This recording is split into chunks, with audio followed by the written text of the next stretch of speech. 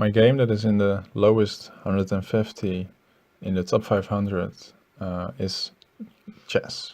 The game is public domain, so there is no publisher, and the designer of the game is uncredited, so also no designer. And I played this game a few weeks ago with my dad. First we start with the game classification. The narrative in this game is completely non-existent. It's a very abstract game. You could, however, say that it kind of resembles real life because all the pieces are things that exist in real life, but that may be a bit far-fetched. There is absolutely no randomness in this game whatsoever, and the game is played completely physical, although nowadays you can play chess online and on pretty much any device of your choice. And then we get to the game dissection with first the rule-based layer. Players can move their pieces and capture other pieces from their opponent. And this game is a one-on-one game where you try to outsmart the other player and you have to defeat their king.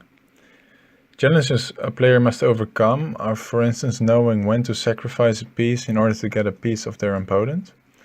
And the progress of the game is generally measured by the amount of pieces someone has left and what kind of pieces those are, how strong they are. The next layer is the declarative layer. There is no real theme of the game, and the only functionality that game pieces have is different move sets that are unique to a piece. And there are also no extra physical objects that are essential for the game, but a lot of players play this game with a timer that limits how much time they have left to make a move. The last layer is the social layer. There's no real target audience in mind, but there is a noticeable advantage for older players versus very young players.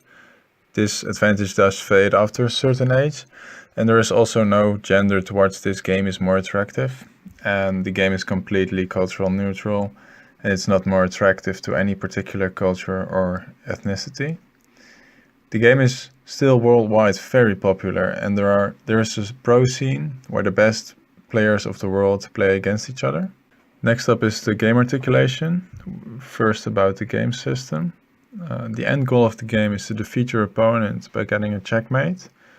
You get this by having it so the other player's king can have no more moves and it's always defeated. Usually a game lasts anywhere between 10 to 20 minutes, but it can take up to an hour or longer if players are taking a long time with their turns. The game is played anywhere, from your house or in the park or at an event. You can literally find this game everywhere. And to be good at the game, you need to have a great capability to think ahead and lure your opponent into making a bad trade. There are no real rules to determine progression, except that if both players do the same moves back and forth for a few turns, the game will end in a draw. Then on to the play mechanics. The player's action determine the entire game, and players are 100% of the time thinking about their next move and thinking about what their opponent might do as a reaction to their move. And the goal of the game never changes, but players may have sub-goals for themselves where they want to capture a specific piece and they try to accomplish that sub-goal.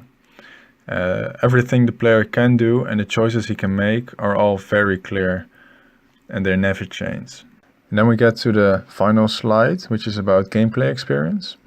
Essential abilities a player must have are tactical planning and being able to lure their opponent into making a bad trade.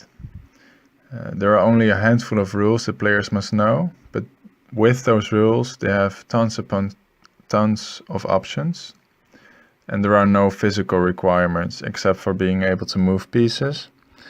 It's a game that is easy to begin with, but it's hard to master because of all the possible tactics players might have.